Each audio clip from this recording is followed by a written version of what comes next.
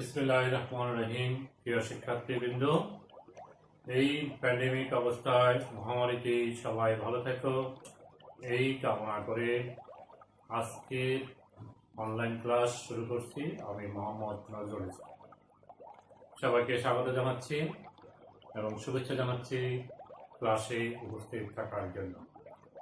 পদার্থবিজ্ঞান দ্বিতীয় পত্রের তৃতীয় অধ্যায় চলতরিতির তৃতীয় পাঠ। এটি আমাদের প্রথম পাঠে আমরা তড়িৎ প্রবাহটা কি, তড়িৎ প্রবাহের দিক এবং ইলেকট্রনের তারণ বেগ নিয়ে আলোচনা করছি এবং সমীকরণগুলো প্রতিষ্ঠা করি দুই একটা গাণিতিক সমস্যা আমরা সমাধান করি। দ্বিতীয় ক্লাসে রোধের কারণে রোধের ভিতরে রোধ কোন কোন বিষয়ের উপর নির্ভরশীল সেই বিষয়গুলো আলোচনা এবং বিশদভাবে আমরা তাপমাত্রার প্রভাব আলোচনা করেছি, ওহমের সূত্র আলোচনা করেছি। আজ আমরা জুলের তাপীয় ক্রিয়া অর্থাৎ পরিবাহীতে বিদ্যুৎ প্রবাহের ফলে উৎপন্ন তাপের ক্রিয়া আলোচনা করব। পরিবাহীতে বিদ্যুৎ প্রবাহের ফলে উৎপন্ন তাপের ক্রিয়া একটি সরাসরি ফল আমরা ব্যাখ্যা করতে পারি। দৈনন্দিন জীবনে আমরা ব্যবহার করি, যেমন আমরা বৈদ্যুতিক হিটার ব্যবহার করি, আয়রন ব্যবহার করি, এগুলো আমরা বিদ্যুৎ প্রবাহের তাপীয় ক্রিয়ার ফল হিসেবে সরাসরি পেয়ে থাকি। প্রশ্ন হচ্ছে, পরিবাহীতে বিদ্যুৎ প্রবাহের ফলে তাপ উৎপন্ন হয় কেন? পরিবাহীতে মুক্ত ইলেকট্রন থাকে। এই মুক্ত ইলেকট্রনগুলো ইতস্তত বিক্ষিপ্ত অবস্থায় পরমাণু থেকে পরমাণুতে ছুটে বেড়ায়, ফলে তাদের শক্তি কমে যায়। এরকম একটা পরিবাহীতে আমরা যদি বাইরে থেকে তড়িৎ চালক শক্তি দিই, তার ইলেকট্রনগুলো মুক্ত ইলেকট্রনগুলো শক্তি প্রাপ্ত হয়ে তাদের বেগ বৃদ্ধি পায়, অর্থাৎ গতিশক্তি বৃদ্ধি পায়। এই গতিশীল ইলেকট্রনগুলো পরিবাহীর পরমাণুর সাথে সংঘর্ষ হয়। পরিবাহীর পরমাণুগুলো ইলেকট্রন থেকে শক্তি শোষণ করে এবং তাদের কম্পন শক্তি বেড়ে যায়। এই কম্পন শক্তিটাই তাপ শক্তিতে রূপান্তরিত হয়। এটি হচ্ছে বিদ্যুৎ প্রবাহের ফলে পরিবাহীতে উৎপন্ন তাপের কারণ। অর্থাৎ পরিবাহীর ভিতর দিয়ে যখন ইলেকট্রন যাবে, কম্পন শক্তি পরমাণুগুলোর কম্পনের বিস্তার বেড়ে যাওয়ার কারণে বাধার পরিমাণ বেড়ে যায়। ফলে সেখানে বাধা অতিক্রম করার জন্য পৈতৃক শক্তি ব্যয়িত হয়। এই ব্যয়িত শক্তিটাই তাপ শক্তিতে রূপান্তরিত হয়। এটি গাণিতিকভাবে আমরা একটু আলোচনা করতে চাই, কিছু গাণিতিক সমীকরণও প্রতিপাদন করতে চাই। তো প্রথমে আমরা একটা বিষয় আলোচনা করি, রোধ এবং রোধক। রোধ হচ্ছে পরিবাহীর ধর্ম। রোধ RESISTANCE, রেসিস্টেন্স বলি আমরা। এটি হচ্ছে মানে বাধা দেওয়া, অর্থাৎ কি করে বিদ্যুৎ চলাচল করার সময় বাধা দিবে পরিবাহীর ধর্ম। আর রোধক হচ্ছে যাকে আমরা ইংরেজিতে বলি রেসিস্টর। রোধ বিশিষ্ট পরিবাহীকে আমরা রোধক করি। এরকম একটা আমরা পরিবাহী নিচ্ছি, পরিবাহকের একটা অংশ। তাহলে এটি হচ্ছে রোধক। এটা কি? এটা হচ্ছে রোধক। এটি রোধ বিশিষ্ট পরিবাহী। এই পরিবাহীতে রোধ আছে। এইরকম পরিবাহীর ভিতর দিয়ে যখন কোনো পরিবাহীর ভিতরে যখন বিদ্যুৎ প্রবাহিত হবে, তখন তাপ উৎপন্ন হবে। সম্পূর্ণটাই কি তাপ উৎপন্ন হবে? ব্যয়িত শক্তি। অর্থাৎ বিদ্যুৎ প্রবাহের সময় যেহেতু রোধ বাধা দেয়, তাহলে বাধা অতিক্রম করার জন্য আমাদের বৈদ্যুতিক শক্তি ব্যয়িত হয়। সেই শক্তিটাই তাপ শক্তিতে রূপান্তরিত হয়। এখন সম্পূর্ণ শক্তিটাই কি তাপ শক্তিতে রূপান্তরিত হয়? সবসময় হয় না।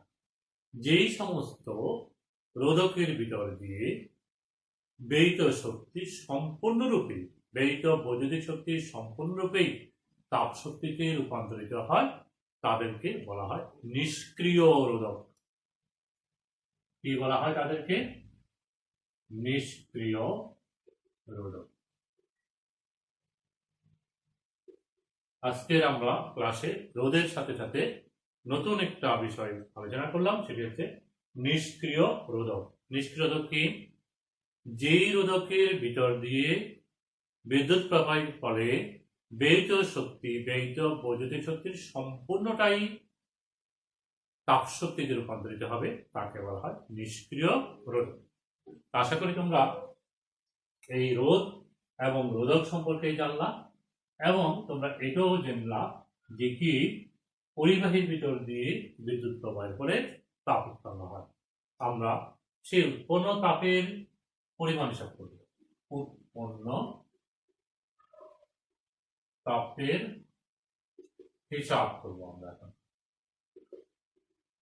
এই বিদ্যুৎ প্রবাহের ফলে উৎপন্ন তাপ, পরিবাহীতে বিদ্যুৎ প্রবাহের উৎপন্ন তাপকে আমরা বলি বিদ্যুৎ প্রবাহের তাপীয়।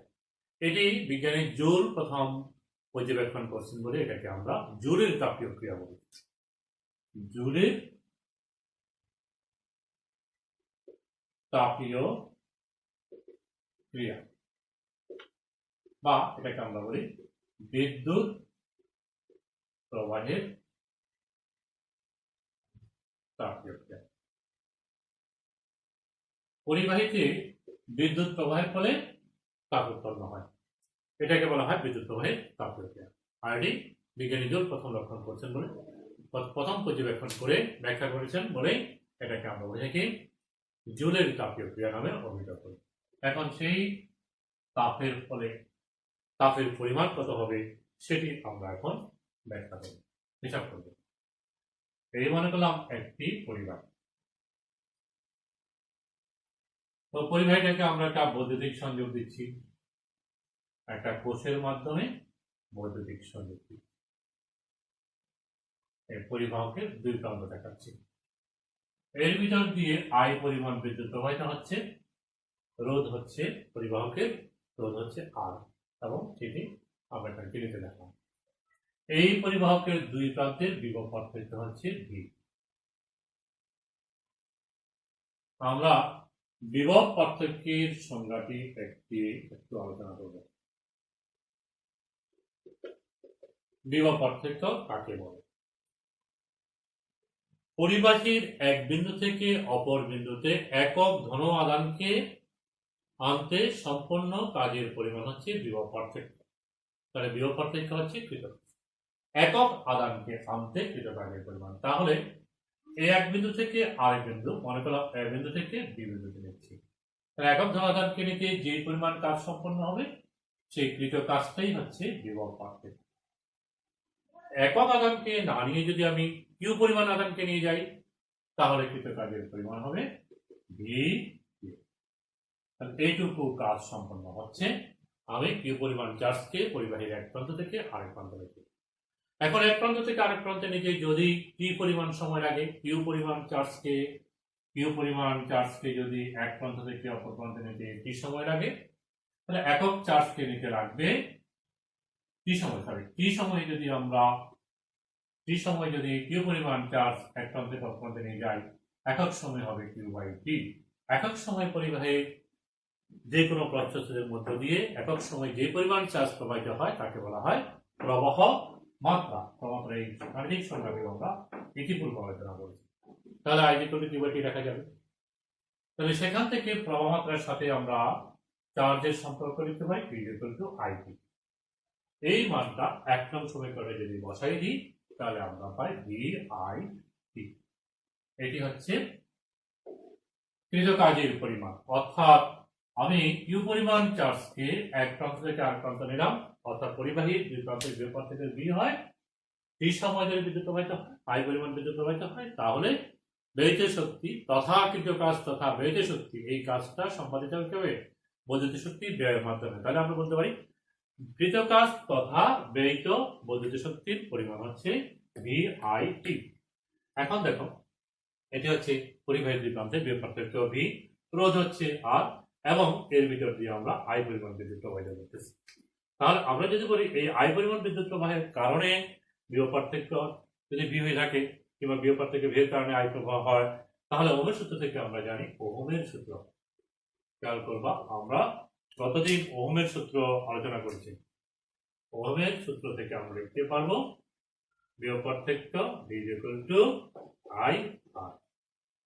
কারণ এই সমীকরণটা আমরা যদি এর এই মানটা এই কোথায় এখানে বসিয়ে দিই, যদি আমরা আমাদের এই সমীকরণে বসিয়ে দিই, তাহলে আমরা পাবো ব্যয়িত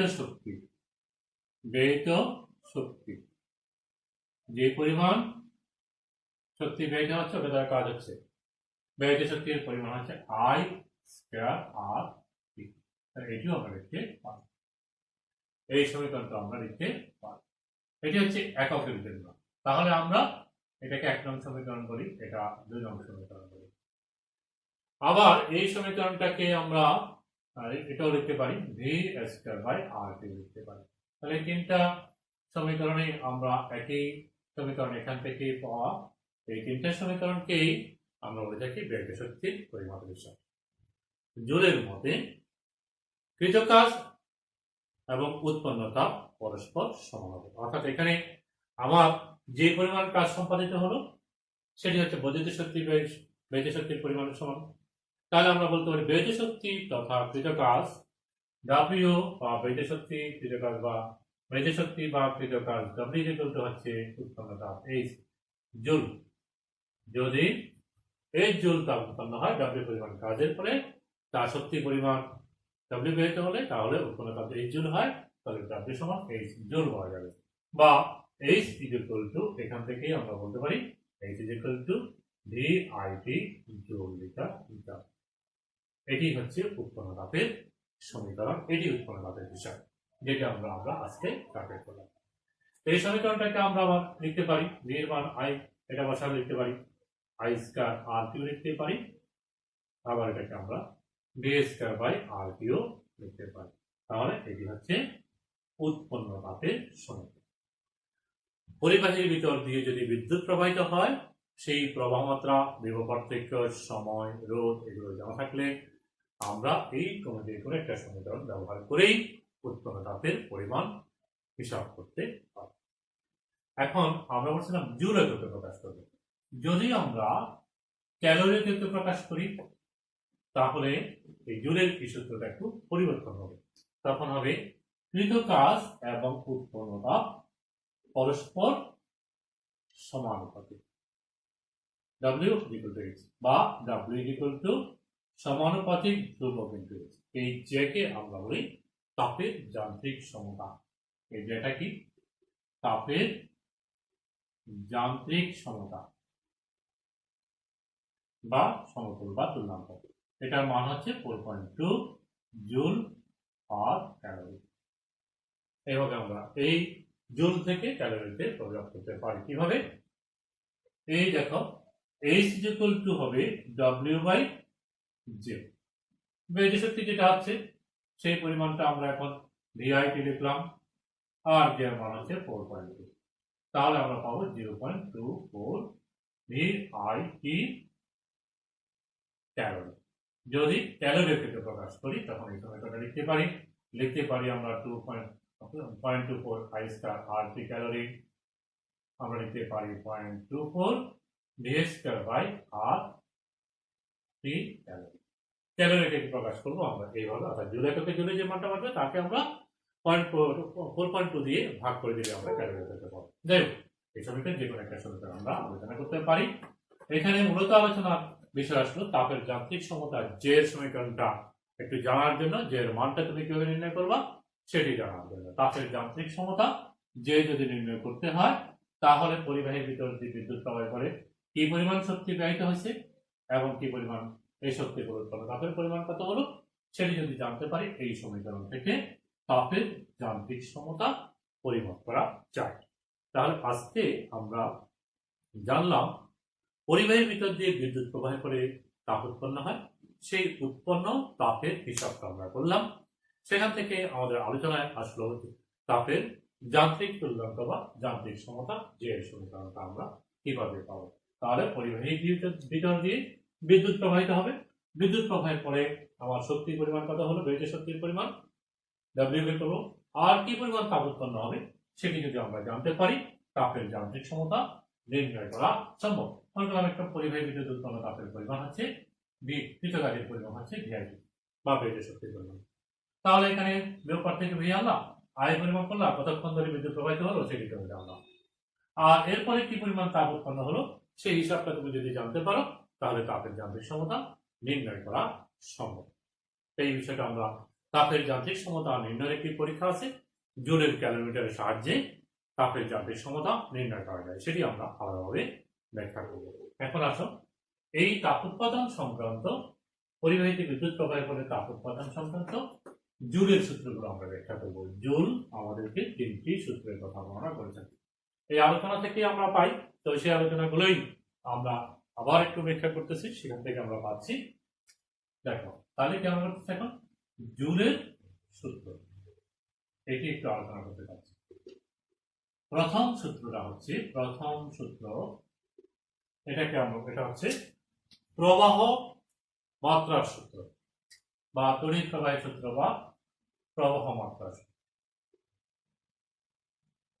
প্রথম সূত্রটাকে আমরা বলে থাকি প্রবাহ মাত্রা।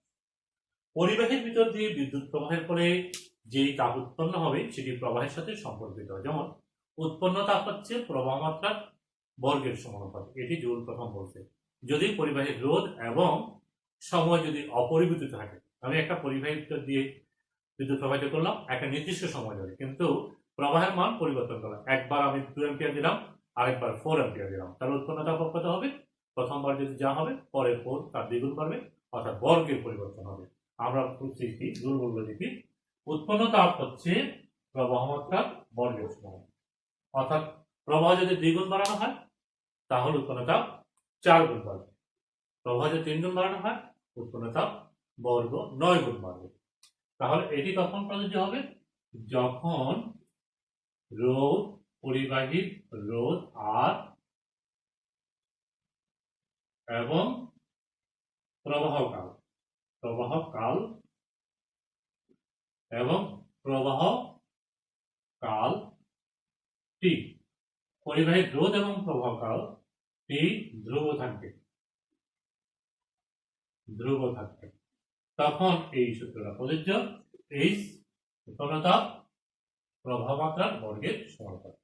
এটা ব্যাখ্যা করতে পারি, মনে করলাম এই একটা পরিবাহী, এটা রোধ হচ্ছে আর, এই পরিবাহীর ভিতর দিয়ে প্রথমে আমি I1 প্রবাহ দিলাম, 2 অ্যাম্পিয়ার দিলাম, কত সময় যাবে? টি সময় যাবে, মনে করলাম আমি 2 সেকেন্ড দিলাম।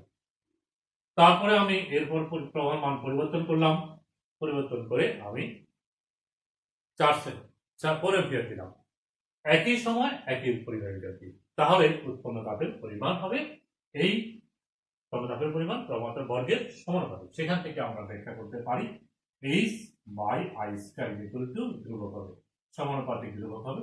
তাহলে এখানে আমরা দেখতে পাবো H1/I1² H2/I2², এইভাবে আমরা H3/I3² এরকম সম্পর্ক আমরা পাবো, এবং সেটি সবসময় এই মানগুলো, অনুপাতগুলো সবসময় ধ্রুব হবে। তাহলে প্রথম সূত্রের ব্যাখ্যা আমরা বুঝতে পারলাম, এবং প্রথম সূত্র আমরা প্রয়োগ করে আমরা গাণিতিক সমস্যা সমাধান করতে পারবো। প্রথম এই প্রবাহ ছিল, পরবর্তী প্রবাহ হলো তার উৎপন্ন তাপের অনুপাত কেমন হবে, উৎপন্ন তাপের পরিমাণ কেমন হবে, প্রথমটা যদি আমরা জানি দ্বিতীয়টা আমরা ব্যাখ্যা করতে বের করতে পারবো। এবার আসো দ্বিতীয় সূত্র। দ্বিতীয় সূত্রটা হচ্ছে রোধের সূত্র। দ্বিতীয় সূত্র যেটাকে আমরা বলি রোধের সূত্র। পরিবাহীর ভিতর দিয়ে বিদ্যুৎ প্রবাহিত হচ্ছে এবং সেই পরিবাহী একটি রোধ আছে, রোধের সাথে সম্পর্ক হচ্ছে উৎপন্ন তাপ হচ্ছে রোধের সমানুপাতিক, অর্থাৎ উৎপন্ন তাপ হবে রোধের পরস্পর সরাসরি সমানুপাতিক। যদি আমি রোধ 2 গুণ বাড়াই তাহলে রোধ উৎপন্ন তাপও 2 গুণ হবে, যদি 4 গুণ বাড়াই উৎপন্ন তাপও 4 গুণ হবে। এই সূত্রটি প্রযোজ্য হবে যখন প্রবাহ মাত্রা, অর্থাৎ I প্রবাহ মাত্রা, যাকে আমরা I দ্বারা প্রকাশ করি, এবং প্রবাহ কাল ধ্রুব থাকবে। তাহলে আমার যদি পরিবাহী একটা নিলে আমরা তখন ভিন্ন পরিবাহী রাখবো, আমরা মনে করলাম আরেকটা পরিবাহী নিলাম, এই দুটো পরিবাহী নিলাম, একটা রোধ হচ্ছে R1 আর একটা হচ্ছে R2। প্রথমটার ভিতর দিয়ে I প্রবাহ, দ্বিতীয়টা দিয়ে একই প্রবাহ দিচ্ছি এবং একই সময় দিচ্ছি। যদি এমন হয় যে প্রথমটার ভিতর দিয়ে যে প্রবাহ দিলাম, দ্বিতীয়টা দিয়ে একই প্রবাহ দিই এবং একই সময় ধরে দিচ্ছি, তাহলে প্রথমটার সাথে এবং দ্বিতীয়টার রোধের সাথে সম্পর্কিত উৎপন্নতা হবে এবং সমানুপাতিক ভাবে হবে। তাহলে তখন আমরা এই সম্পর্কটা লিখতে পারবো H proportional to R বা H is equal to ধ্রুবক into R, H by R is equal to ধ্রুবক। যেখান থেকে আমরা এই সমীকরণটা দ্বিতীয় সূত্রটা ব্যাখ্যা করতে পারবো H1 by R1 is equal to H2 by R2 is equal to H3 by H3 by R3 is equal to Hn by Rn। এভাবে আমরা ধ্রুবক লিখতে সক্ষম। এবার আসো আমাদের তৃতীয় সূত্র। তৃতীয় সূত্র হচ্ছে, এটাকে আমরা বলি প্রবাহ কালের সূত্র। প্রবাহ কালের সূত্র অর্থাৎ সময়ের সূত্র। সময়ের সাথে কি পরিবর্তন হয়? যদি আমি একই প্রবাহ একই রোধের ভিতর দিয়ে বিভিন্ন সময় ধরে চালনা করলাম, এই হচ্ছে একটা রোধ, এর ভিতর দিয়ে আমরা I1 এর প্রবাহ দিচ্ছি, তবে আমি একবার T1 সময় একবার T2 সময়, মনে করলাম প্রথমে আমি 2 সেকেন্ড পরে 4 সেকেন্ড দিলাম, তাহলে তাপের পরিবর্তন হবে। প্রথম এক ধরনের তাপ উৎপন্ন হবে, দ্বিতীয় ক্ষেত্রে আরেক ধরনের তাপ উৎপন্ন হবে। সেই উৎপন্ন তাপের পরিমাণ হবে সময়ের সাথে সমানুপাতিক হবে। সময়ের সাথে সমানুপাতিক, বেশি সময় দিলে বেশি হবে, কম সময় যদি আমরা ব্যবহার করি কম হবে। তাহলে আমরা লিখতে পারবো, এখান থেকে আমরা লিখতে পারবো T1 T2 সময় যদি দিই, তাহলে আমরা এখানে লিখবো H1 by T1 is equal to H2 by T2 is equal to ধ্রুবক হবে। তাহলে আমরা তাপ উৎপাদন সংক্রান্ত জুড়ে যে সূত্র, সেখানে তিনটি সূত্র পেলাম। তিনটে সূত্র, একটা হচ্ছে প্রবাহ কালের সূত্র, একটা রোধের সূত্র, আর একটা হচ্ছে প্রবাহ মাত্রার সূত্র। একটু খেয়াল করলে বুঝবা, এর আগেই আমরা কিন্তু একটা সমীকরণ বের করছিলাম, এটি হচ্ছে H is equal to I square RT। অর্থাৎ এখান থেকেই জুলের হিসাব মতে হিসাবটা করা হয়েছে এবং ওহমের সূত্র প্রয়োগ করে আমরা ব্যাখ্যা করলাম, এবং সেখান থেকে এই সূত্রগুলো আসলে এখান থেকে আসছে। উৎপন্ন তাপের সাথে প্রবাহ মাত্রার বর্গের সমানুপাতিক, রোধের সমানুপাতিক, প্রবাহ কালের সমানুপাতিক। যখন প্রবাহ মাত্রা হিসাব করব তখন আর দুটো রাশি আর এবং টি ধ্রুব থাকবে। রোধ যখন হিসাব করব তখন আমাদের প্রবাহ কাল এবং প্রবাহ মাত্রা ধ্রুব থাকবে। আর যখন আমরা টাইম নিয়ে আলোচনা করব, তৃতীয় সূত্র, সেটা প্রবাহ কাল, প্রবাহ মাত্রা এবং রোধকে আমরা ধ্রুব বলি। এখন আসো আমরা যদি একটা প্রশ্ন আলোচনা করি, গাণিতিক সমস্যা আলোচনা করি। আজকের যে সমীকরণটা আমরা আলোচনা করলাম, উৎপন্ন তাপের সাথে প্রবাহ মাত্রার সম্পর্ক নিয়ে একটি গাণিতিক সমস্যা আমরা সমাধান করতে পারি। মনে করলাম একটা পরিবাহী আছে, এই পরিবাহীর দুই প্রান্তের বিভব পার্থক্য হচ্ছে, এই দুই প্রান্তের বিভব পার্থক্য আমাকে দেওয়া থাকলো 220 ভোল্ট। এটি আমাকে দেওয়া থাকলো, যে দুই প্রান্তের বিভব পার্থক্য হচ্ছে কত, 220 ভোল্ট। এটা আমাকে এরকম করে দিতে পারে, এরকম করে আমরা এরকম করে পেতে পারি 220 ভোল্ট। এই পরিবাহীকে আমরা 7 মিনিট ধরে 7 মিনিট ধরে বিদ্যুৎ প্রবাহিত করতেছি। 7 মিনিট ধরে বিদ্যুৎ প্রবাহিত করতেছি 7 মিনিট। এবং এই পরিবাহীটাকে আমরা একটা নিমজ্জক হিসেবে ব্যবহার করলাম, একটা পানির ভিতরে মনে করলাম, পানিতে এটাকে নিমজ্জিত করে রাখলাম। সেই পানিতে নিমজ্জিত করার পরে এই সেখানে মনে করলাম 1.815 কেজি ভরের পানি, এত কেজি ভরের পানির ভিতরে নিমজ্জিত করে রাখলাম। তাহলে এখানে যে তাপ উৎপন্ন হবে, সেই তাপ দ্বারা পানিটা গরম হবে, এবং এটার কারণে এই 7 মিনিট ধরে বিদ্যুৎ প্রবাহের কারণে আমার মনে করলাম তাপমাত্রা 10 ডিগ্রি সেন্টিগ্রেড বৃদ্ধি পেল। 10 ডিগ্রি সেন্টিগ্রেড বৃদ্ধি পেল। এখন আমাকে বলা হলো এই পরিবাহীর রোধ কত হবে। তাহলে খেয়াল করো কি বলতে পারছি। একটা পরিবাহকের দুই প্রান্তে 220 ভোল্ট বিভব পার্থক্য প্রয়োগ করা হবে, এবং সেই পরিবাহকটাকে 1.815 অর্থাৎ একটা নির্দিষ্ট ভরে আমরা পানিতে নিমজ্জিত করলাম। নিমজ্জিত করার কারণে 7 মিনিট ধরে বিদ্যুৎ প্রবাহিত করা হলো। বিদ্যুৎ প্রবাহের ফলে এখানে তাপমাত্রা বাড়লো 10 ডিগ্রি সেন্টিগ্রেড। তাহলে বলা হলো যে কি, যদি উৎপন্ন তাপের সম্পূর্ণটাই পানিকে গরম করে, তাহলে আমার এই রোধ কত হবে। কিংবা যদি বলে উৎপন্ন তাপের যেই তাপটা পরিবাহীতে বিদ্যুৎ প্রবাহে উৎপন্ন হলো, সেই উৎপন্ন তাপের 75% 75% পানি এত ভাগ শোষণ করবে। যে পানিতে আমরা নিমজ্জিত করে রাখলাম রোদটাকে, সেটি 75% শোষণ করবে। তাহলে এই পরিবাহীর রোধ কত হবে? তাহলে আমরা উৎপন্ন তাপ সমান ভি স্কয়ার বাই আরপি এই সম্পর্কটা ব্যবহার করব। কেন? কারণ আমার দুই প্রান্তের বিভব পার্থক্য জানা আছে এবং কতক্ষণ সময় ধরে আমি প্রভাব দিচ্ছি, মিনিটটাকে সেকেন্ডে নিব, সেটা আমরা জানতেছি। আমার এখান থেকে রোধ বের করতে পারবো যদি উৎপন্ন তাপটাকে হিসাব করতে পারি। কিন্তু উৎপন্ন তাপের 75% শোষণ করে। তো উৎপন্ন তাপের তরলে যখন নির্মিত করা হয়েছে, উৎপন্ন তাপ বা শোষিত তাপ আমরা হিসাব করতে পারি। শোষিত তাপ সমান হচ্ছে উৎপন্ন তাপের, অর্থাৎ এইচ যেটা তার এর 75%, তার মানে এইচ ইন্টু 75%, মানে এইচ ইন্টু 75 ডিভাইড বাই 155। আর শোষিত তাপটা কত, যেটি তরল শোষিত করতেছে, সেটি হবে M S del theta. M S del theta. M হচ্ছে পানির ভর, এখানে সেই ভরটা দেওয়া আছে।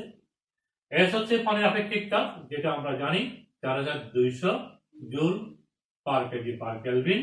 আর ডেল থিটা তাপমাত্রা বৃদ্ধি 10 ডিগ্রি সেন্টিগ্রেড, তোমরা জানো। আমার এখানে ডিফারেন্স অফ টেম্পারেচার যখন বৃদ্ধি পায়, সেলসিয়াস এবং কেলভিন একই হয়, 10 কেলভিন হবে। আমরা এই মানটা এই M S del theta equal to M S del theta সমান এটা লিখতে পারি। তাহলে এইচ ইকুয়াল টু কত হবে? এখান থেকে আমরা লিখতে পারি এইচ ইকুয়াল টু হবে 100 ms del theta divided by 75। তাহলে এই মানটা আমরা এখানে বসিয়ে দেব। তাহলে আমার কথা হবে 100 ms del theta divided by 75 equal to v square t divided by r। তাহলে r সমান আমরা পাবো 75 into v 75 v square t divided by 100 ms del theta equal to, আমরা এখানে ক্যালকুলেশন করব। ক্যালকুলেশন করার পরে আমরা এই মানটা পেয়ে যাব। এটি তোমাদের জন্য বাড়ির কাজ থাকলো। আমরা যদি এই সময় বিষয়টা একটু, এই গাণিতিক সমস্যাটা যদি আরেকটু বলি, তাহলে এটা হচ্ছে এরকম যে একটি নিমজ্জিত হিটার যেটা 220 ভোল্টে বিভব পার্থক্যে সংযুক্ত, এবং সেটাকে 7 মিনিট ধরে আমরা একটা তরলে নিমজ্জিত করে রাখলাম, তরল তাপ বিদ্যুৎ প্রবাহিত করলাম। সেই তরলটা ভর হচ্ছে কত? এম ইকুয়াল টু হচ্ছে 1.815 কেজি। আর সেটিকে আমরা তরল 7 মিনিট ধরে রাখার কারণে আমার এখানে এই তাপমাত্রা 10 ডিগ্রি কেলভিন বাড়লো, 10 ডিগ্রি সেন্টিগ্রেড বাড়লো। কিন্তু তাপটা সম্পূর্ণ রূপে এখানে উৎপন্ন তাপের সবটাই শোষণ করতে পারে নাই। উৎপন্ন তাপের এই পানি উৎপন্ন তাপের 70% শোষণ করছে। তাহলে 70% যখন শোষণ করছে, আমাকে এখানে ক্যালকুলেট করতে হবে শোষিত তাপ কত হবে, উৎপন্ন তাপের 75%। সেখান থেকে আমরা এই এইচ এর মানটা বের করে এখানে বসালাম। যদি আমাদেরকে বলতো যে কি উৎপন্ন তাপের সবটাই শোষণ করে ফেলছে, তাহলে কিন্তু সেই ক্ষেত্রে আমরা এইটা H equal to M S del theta করে ক্যালকুলেশনটা করে নিয়ে আসলাম। তো এটি আসলে তোমাদের জন্য, এটি হচ্ছে কি বাড়ির কাজ। এই আমি প্রশ্নটা কিভাবে বললাম, প্রশ্নটা কি এটা লিখে নেই, কিন্তু তোমরা আমার এই বক্তব্য থেকে শুনে নিবা এবং তোমরা এটা অনুধাবন করে ভালো করে প্রশ্নটা সমাধান করবা। আর যদি না পারো সেটি আমাকে জানাবা। তো এতক্ষণ পর্যন্ত ধৈর্য ধরে আমার সাথে থাকার জন্য সবাইকে ধন্যবাদ জানিয়ে আজকে ক্লাস এখানে শেষ করছি। আল্লাহ হাফেজ।